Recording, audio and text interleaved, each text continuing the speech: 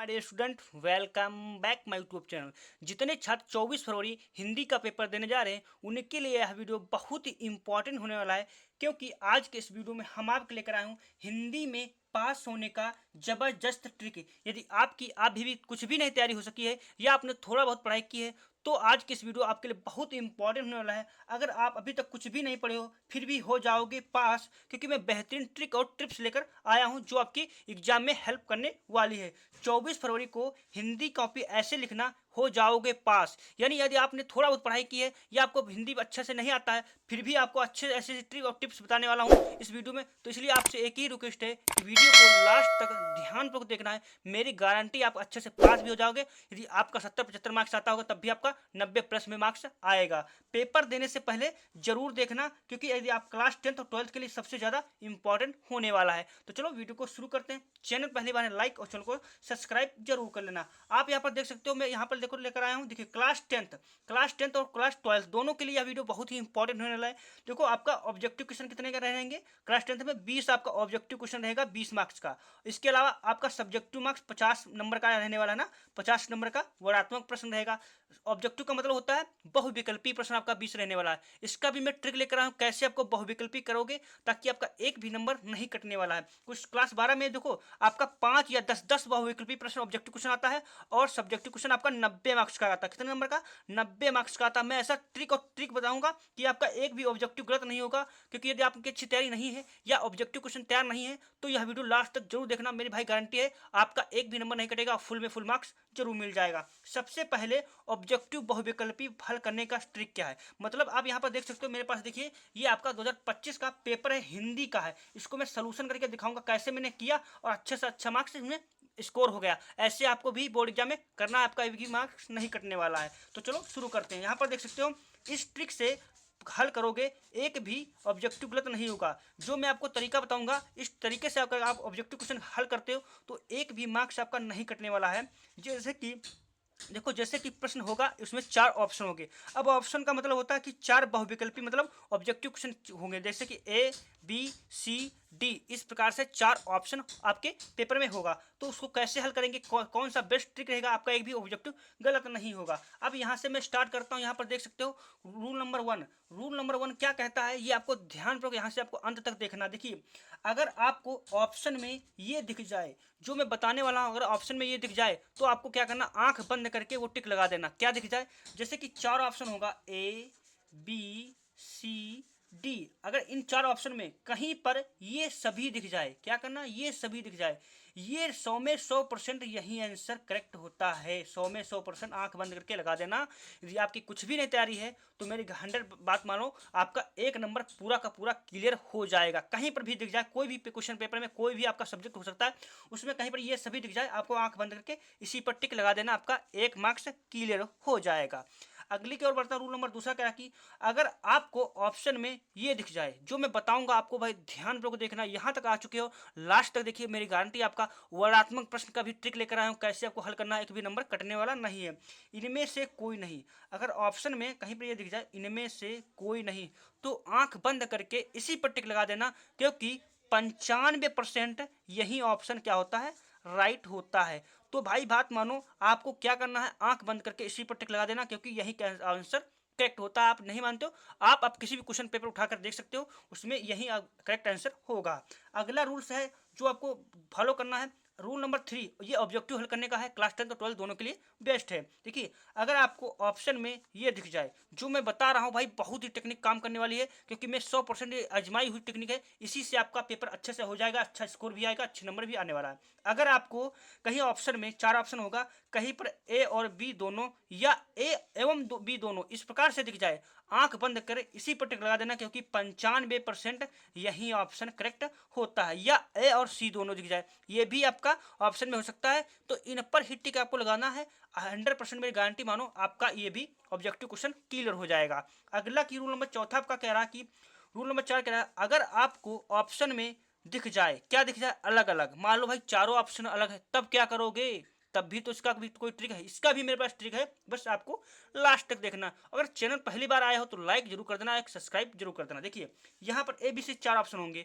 अब मान लो आपका कोई भी साइंस हो सकता है, मैथ कुछ भी हो सकता है, तो आपको क्या करना है, क्या करना, जो बताने वाले यहाँ से ध्यान से देखना, आपको या तो ए लगा दो या तो बी लगा दो, इनमें से 100% यही ऑप्शन सही होते हैं। आप कोई भी क्वेश्चन पेपर उठाकर देख सकते हो 2024-23 का, आपको यहीं पे ऑप्शन, आप तो या तो सब ए मिलेंगे, या तो आपको क्या करना, सारे ए लगा दो या तो सारे सी लगा दो। इनमें से ही आपका लगा दोगे, आपका कम से कम 20 ऑब्जेक्टिव में आपका 8 से 10 आपका 8 से 15 तक आपका क्वेश्चन यही वाला क्लियर हो जाएगा। कम से कम 4-5 गलत नहीं कह सकता हूं, लेकिन आपका कम से कम 12 से 15 तक आपका ऑप्शन ए और सी करेक्ट होगा। तो आई होप ये आपको ऑब्जेक्टिव हल करने का ट्रिक पता चला गया होगा। आपको क्या करना, देखो ये ट्रिक उनके लिए है जो भाई कुछ भी नहीं पढ़े हैं। भाई पहले अपना कॉमन सेंस लगाना, जो आपने तैयारी की, जो आपने मेहनत की, वो ट्रिक सही करना। मान लो आप वो नहीं कर पा रहे हो, तो आपको क्या करना, ये एलिमिनेट यूज करना, 100% आपका श्योर स्कोर है और अच्छा मार्क्स आपका आने वाला है। इसके बाद आपका यहाँ से देखो स्टार्ट हो जाएगा वर्णात्मक प्रश्न। अब वर्णात्मक प्रश्न आपका कितने नंबर का रहने वाला है वो भी मैं आपको बताने वाला हूँ, बस वीडियो को लास्ट तक बने रहें, मैं पूरा आपको बताने वाला हूँ। देख सकते हो यहाँ पर, अब यहाँ पर 50 नंबर का आपका वर्णात्मक प्रश्न स्टार्ट हो जाता है। देख सकते हो, खंड बा वर्णात्मक प्रश्न 50 मार्क्स का। अब ये कैसे हल करना, ये हिंदी का है आपका। देख सकते हो यहाँ पर कह रहा कि निम्नलिखित गद्यांश पर आधारित 3 प्रश्नों के उत्तर दीजिए। क्या करना, 3 प्रश्नों के उत्तर देना है, 2+2+2 यानी कि 6 मार्क्स आपको मिल जाएगा। अब हम क्या करेंगे, इसको एक बार अच्छे से पढ़ लेंगे, पढ़ने के बाद हम क्या करेंगे, इसके उत्तर देंगे। तो आपको क्या करना, मान लो आपको कुछ आता नहीं तो क्या करोगे, बस भाई एक बार इसको पढ़ लो। कुसंग का जड़ सबसे भयानक होता है। अब इसके प्रश्न कहाँ, पहले मैं ये देख लेता हूँ। देखो यहाँ पे देखो प्रश्न दिख रहा है कि उपयुक्त गद्यांश का सारांश लिखिए। अब एक चीज आपको दिख रहा होगा, यहाँ से क्या दिख रहा होगा, कुसंग का जड़ सबसे भयानक होता है, यह केवल नीति और अवसर करना ही नाश नहीं करता बल्कि बुद्धि का भी क्षय करता है। अब यहाँ पर देख सकते हो, ये हमारा मित्रता नामक पाठ से आ गया, पहले ही चैप्टर से आ गया।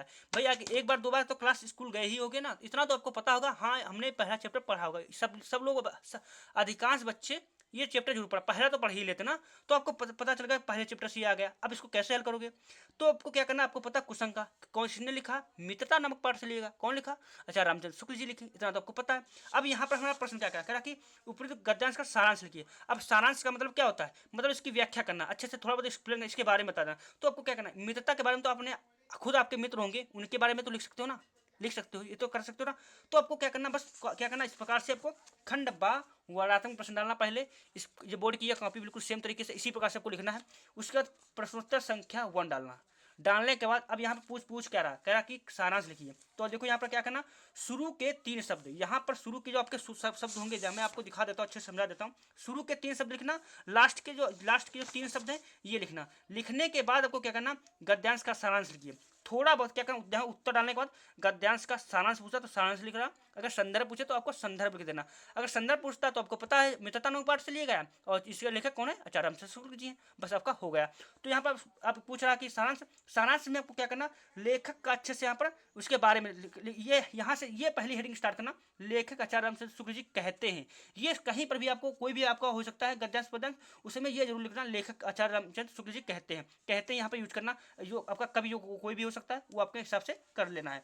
अब क्या करेंगे, हम इसके बारे में थोड़ा लिखेंगे, मित्रता अच्छी होती है, मित्रता अच्छे बनने के लिए हमें क्या करना पड़ेगा, अच्छी और मित्रता निभानी पड़ती है, इस प्रकार से थोड़ा लिखना। उसके बाद आपको मान लो पूरा नहीं लिख पा रहे हो तो आपको क्या करना, बीच में इसी को लिख देना, यहाँ से उठाना और यहाँ तक लिख देना, आपका पूरा का पूरा नंबर 2 का 2 क्लियर हो जाएगा। क्यों कह रहा हूँ, क्योंकि बोर्ड एग्जाम के लाखों कॉपियाँ चेक करनी होती हैं, उसके पास इतना टाइम नहीं होता कि मैं एक एक पॉइंट पढ़ूं।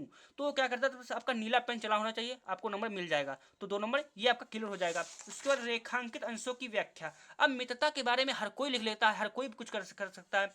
आपको क्या करना, इस प्रकार से हेडिंग डालना, रेखांकित अंशों की व्याख्या। डालने के बाद को क्या करना, स्टार्ट कर देना। लेखक कहता है, क्या कहता है कि आज की युवा पीढ़ी गड्ढे में जा रही, मतलब गंदे आचरण के कारण वो क्या गिरती जा रही है, वो उसका आचरण अच्छा नहीं है, जिसके वजह से वो क्या होता है, सक्सेस नहीं हो रहा, सफल नहीं हो पा रहा। इस प्रकार से थोड़ा वो लिखना। अब उसके बाद आपको कुछ नहीं पता है तब क्या करोगे, आपको क्या करना, ये पैराग्राफ यहाँ से उठाओ, यहाँ से यहाँ तक लिख दो, आपकी व्याख्या आपकी 6-7 लाइनें हो जाएगी, आपका ये भी 2 नंबर क्या हो जाएगा, क्लियर हो जाएगा। इस प्रकार से आपको 2 नंबर मिल जाएगा। उसके बाद कह रहा है तीसरा प्रश्न कि सुदृढ़ भाव का अर्थ क्या है, तो अर्थ आपको क्या करना, सुदृढ़ भाव। अब इसको कहाँ मिलोगे, इसका उत्तर इसी में मिल जाएगा, कहाँ मिल जाएगा, इसी में। आपको इसको अच्छे पढ़ोगे तो आपको अच्छे से मिल जाएगा सुदृढ़ बाहु का अर्थ क्या होता है, ये आपको अच्छे से इसी में मिल जाएगा। इसमें जब ढूंढोगे कहीं पर आपको मिल जाएगा कि सुदृढ़ बाहु का अर्थ होता है कि अच्छी मित्रता। बस इस प्रकार से लिख दो, आपका ये भी नंबर क्लियर हो जाएगा। आई होप इतना आपको समझ में आ गया। देखो दो में से एक करना होता है, अथवा देखो सरल पेपर आता है, बस आपको क्या करना, थोड़ा पढ़ा होना चाहिए। तो दो में से एक करना, या तो ऊपर लगा तो नीचे कर लो, जो आपको सरल लगे वो आपको एग्जाम में कर लेना है। उसके बाद दूसरा कह रहा कि पद्यांश पर आधारित 3 प्रश्नों के उत्तर दीजिए। अब क्या करना, पद्यांश के आधार पर 3 प्रश्नों के उत्तर देना है। तो कैसे दोगे, आपको क्या करना, इसको भी हल करने का तरीका बेस्ट है कि मैं जो आपको बताने वाला हूँ, बस आपको वीडियो लास्ट तक बना रहना है, पूरा सोल्यूशन लेकर आया हूँ। वीडियो पसंद आए तो लाइक जरूर कर देना। देखिए यहाँ पर आपको दिख रहा है प्रश्न उत्तर संख्या दूसरा, इस प्रकार से आपको डाल देना, अथवा करे तो अथवा डालो, जो आपको इसमें से सरल थोड़ा लगे वो करना है। उसके बाद क्या करना, मैंने क्या था, शुरू के 3 शब्द, अब जैसे यहाँ पर ये सेना नायक मतलब चरचेतक वाला, ये चरचेतक पर तलवार उठा, ये वाला किया गया ना, अथवा वाला किया गया, तो यहाँ पर देखो अथवा डाल दिया। शुरू के 3 शब्द लिख दो, लास्ट के 3 शब्द इस प्रकार से लिख दो। लिखने के बाद अब यहाँ पर पूछ रहा, क्या पूछ रहा है मैं आपको यहाँ पर दिखा देता हूँ। देखिए यहाँ पर पूछ रहा कि उपयुक्त गद्यांश के कवि एवं शीर्षक का नाम लिखिए, कवि का नाम लिखिए। अब चढ़ चेतक हल्दी घाटी का चैप्टर थोड़ा पढ़ा होगा आपने, तो यहाँ पर क्या है, कवि का नाम श्यामलाल पांडे, शीर्षक का नाम हल्दी घाटी है। तो इस प्रकार से आपका इतना तो पढ़ा, जो आपको सरल लगे इसमें चढ़ चेतक तलवार नहीं, ये कहानी भाई 5-6 क्लास में जरूर पढ़ी होगी ना, बस महाराणा प्रताप से लिया गया, बस आपको अच्छे से इसमें से एक्सप्लेन करके लिख देना है। इतना करने के बाद देखेंगे अंशों की व्याख्या। व्याख्या करने का मैंने तरीका जो बता चुका हूँ। शुरू में कवि कहता है, यदि लेखक है तो लेखक कहता है, कवि कहता है ये, और डालने के बाद उसके बारे में थोड़ा बहुत महाराणा प्रताप के बारे में थोड़ा बड़ा लिख दीजिए। उसके बाद क्या करना, नहीं आता है आपको क्या करना, बस पैराग्राफ उठाइए। क्या उठाना, पैराग्राफ उठा लीजिए, जो यहाँ पर दिया ये वाला, ये पूरा यहाँ तक नोट कर दो। आपका नीला पेन चला होना चाहिए, अच्छे से आपका लिखा होना चाहिए, बस आपका मतलब कटिंग ना होनी चाहिए, बस यही इसमें यही फायदा है। बस आपको काट पीट नहीं करना। यदि आप काट पीट कर दोगे तो एग्जाम में समझ जाएगा आप अच्छा नहीं लिखा, गलत लिखा है, तो काट के पूरा नंबर एक भी नंबर नहीं देगा। इसलिए ये ध्यान रखना, आपको काट पीट बिल्कुल नहीं करना है। जैसा लिखा, गलत शब्द होगा गलत लिख दीजिए, कोई दिक्कत नहीं, लेकिन काट पीट मत करिए। काट पीट मत करते से एग्जामिनर क्या होता है, वो डिस्टर्ब हो जाता है, जिससे उस नंबर आपको पूरी कॉपी को काट देता है, चेक नहीं अच्छे से करता है। इसलिए आपको क्या करना, ये आपको ध्यान में रखना है। इसके बाद देखिए काव्य सौंदर्य, आपको वीर रस, छंद मुक्त, ये इस प्रकार से थोड़ा बना कर इसमें लिख देना, आपको इसमें भी आपको नंबर मिल जाएगा। वही नहीं अगर पूरा क्लियर लिख पा रहे हो तो 2 नंबर का 1 नंबर मिल जाएगा। इस प्रकार से आपका क्या होगा, पद्यांश भी हल हो जाएगा। इसके बाद आगे कैसे हल करेंगे, अब संस्कृत में कह रहा है ना, कह रहा है कि तीसरा कह रहा है कि निम्नलिखित संस्कृत गद्य और में से किसी अवतरण संदर्भ सहित हिंदी अनुवाद कीजिए। हिंदी अनुवाद आपको क्या करना है, हिंदी में आपको व्याख्या करनी है। अब आपको देखो संस्कृत आप थोड़ा क्लास में पढ़े होंगे भाई, एक संस्कृत नहीं आती कोई बात नहीं, कोई टेंशन लेने की नहीं भाई, आपको कुछ आता ही नहीं, मैं आपको बता रहा हूँ ना। तो क्या है, देखिए 2+3 5 नंबर मिलेगा। अब वाराणसी प्राचीन काले देव, अब देखो भाई इसमें पाठ का नाम पहले से दिया और यही संदर्भ पूछा है, तो पाठ का नाम तो ऑटोमेटिक मिल गया, वाराणसी नामक पाठ से लिया गया, बस आपको लिख दीजिए। प्रस्तुत गद्यांश हमारी पाठ पुस्तक संस्कृत खंड के वाराणसी नामक पाठ से लिया गया है, बस इसमें लेखक पूछा नहीं जाता। बस इस प्रकार लिखने के बाद को क्या करना, व्याख्या करनी है। अब व्याख्या करने के लिए हमें क्या करना पड़ेगा, इस प्रकार से देखो, इस प्रकार देखो तरीका से सेम है दोनों गद्यांश पद्यांश हल करने का। देखो प्रश्न संख्या 3 डालने के बाद 3 लाइनें शुरू के डाल दो, 3 लास्ट की डाल दो। उसके बाद संदर्भ में पूछा और वाराणसी पाठ से लेकर, देखो यहाँ पर वाराणसी लिख दिया, बस डायरेक्टली आपको लिख देना, 2 नंबर मिल गए। इसके बाद कह रहा अनुवाद। अब हिंदी अनुवाद करने के लिए एक बेस्ट ट्रिक क्या होता है, देखो कि आपको संस्कृत नहीं आती कोई बात नहीं, आपको क्या करना, शुरू में आपको हिंदी में ही मतलब एक प्रकार से लिखना, थोड़ा वाराणसी प्राचीन काल विद्या का घर था, इस प्रकार से लिख दो। इतना लिखने के बाद आपको इंग्लिश नहीं आती उसकी टेंशन छोड़ दीजिए। आपको क्या करना, मतलब आपको संस्कृत नहीं आती कोई दिक्कत नहीं, आपको क्या करना है, ये आपका ये ईर्ष्या वाला पाठ दिया है, यहाँ पर दिया गया ये।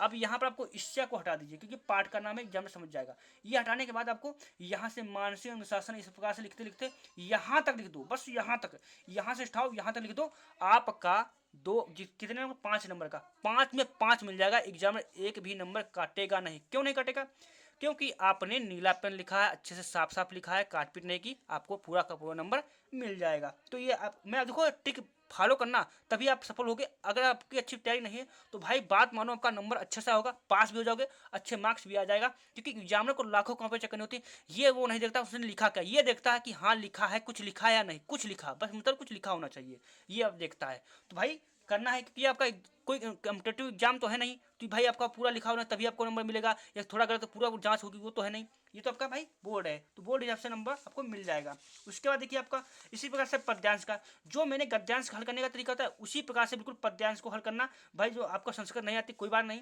बस आपको क्या करना, जो मैं तरीका होता है उसी को फॉलो करके पद्यांश को भी हल कर देना। उसके बाद कह रहा कि अपने पठित खंड काव्य के आधार पर 3 प्रश्नों में से एक उत्तर दीजिए।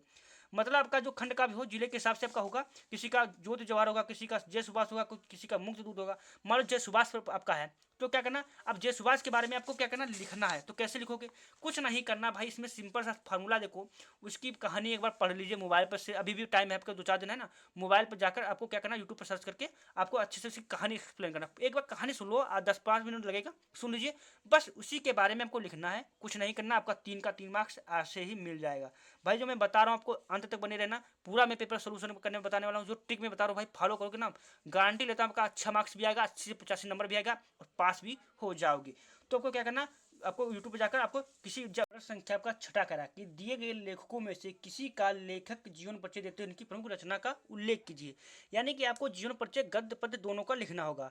मान लो आपको जीवन परिचय याद नहीं, तब क्या करना है, तो इसके लिए मैं बेस्ट ट्रिक और तरीका लेकर आया हूँ। यदि आप फॉलो करते हो, आपका 5 नंबर का है तो 3 या 3-3.5 नंबर आपको ऑटोमेटिक आसानी से मिल जाएगा। कैसे क्या करना, देखो आपको कुछ नहीं करना, इस प्रकार से आपको डालना है प्रश्न संख्या 6। अब जो काला करे तो का डालना, खा करे तो खा डालना।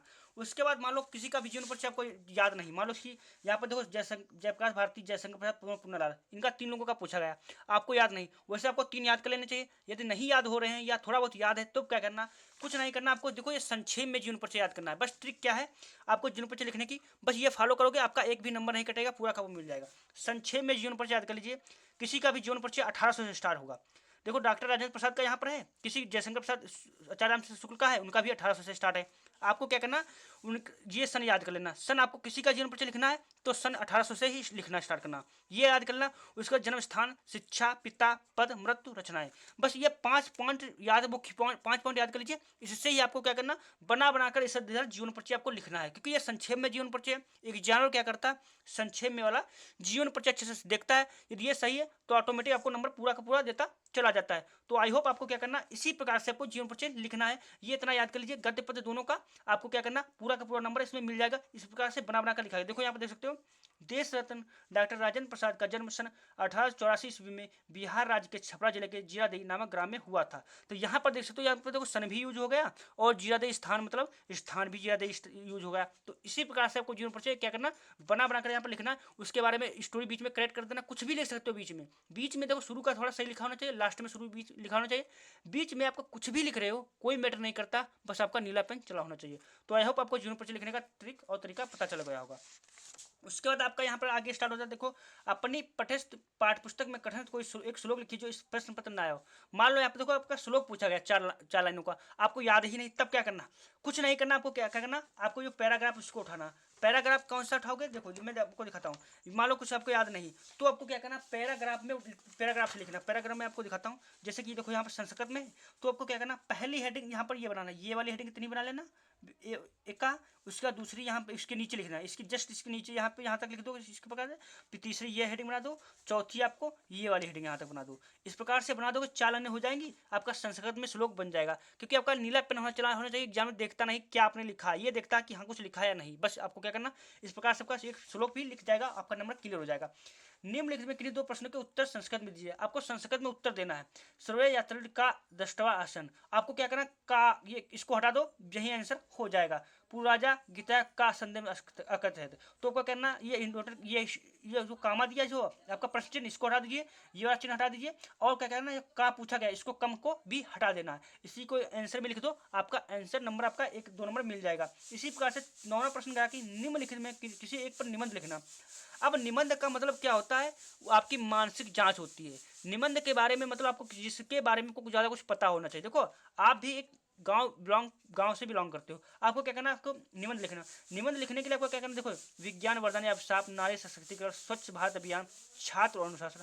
आप एक स्टूडेंट और छात्र हो, तो छात्र के बारे में आपको कैसे चल रहना है, कैसे पढ़ाई करनी है, कैसे क्या काम करना है, ये आपको बारे में पता है ना। तो आपको बना कर इसके बारे में लिख दीजिए। बना कुछ भी लिख सकते हो, उसके बारे में रिलेटेड बस क्या होना, रिलेटेड होना चाहिए, आपको नंबर मिल जाएगा। क्या करना, ये याद रटा हुआ है ये नहीं, आपको क्या करना, बना कर भी लिख सकते हो, आपका नंबर एक भी नहीं कटेगा, फुल में फुल मिल जाएगा। उसके बाद अपने जन्मदिन पर मित्र द्वारा भेजे गए उपहार के मित्र को धन्यवाद पत्र। अब आपको क्या करना है, एक धन्यवाद पत्र लिखना है। तो धन्यवाद पत्र लिखने के लिए हमें क्या करना चाहिए, देखो यहाँ पे मैं आपको दिखा देता हूँ। यहाँ पे देखिए प्रश्नोत्तर संख्या 10, अपने जन्मदिन पर मित्र द्वारा भेजे गए उपहार के लिए मित्र को धन्यवाद पत्र। अब आपको क्या करना, हेडिंग स्टार्ट करना, प्रिय मित्र से उठाकर आपको इसके बारे में आपको एक्सप्लेन, अपने भाई मित्र के बारे में तो लिख सकते हो ना, कुछ ना कुछ बराबर कर आपको अच्छे से लिखना है। इस प्रकार से पूरा का पूरा लिख देना। नीचे आपको तुम्हारा मित्र या मित्रगढ़, इस प्रकार से लिख सकते हो। का खड़ा इस प्रकार से लिख देना, आपको नाम नहीं डालना क्योंकि नाम वहाँ पर माने नहीं होता है। तो आपको क्या करना, इस प्रकार से को लिख कर देना। पूरा पेपर लिख करके आना, छोड़ना नहीं, कुछ ना कुछ जरूर लिखना, अच्छे मार्क्स आएगा।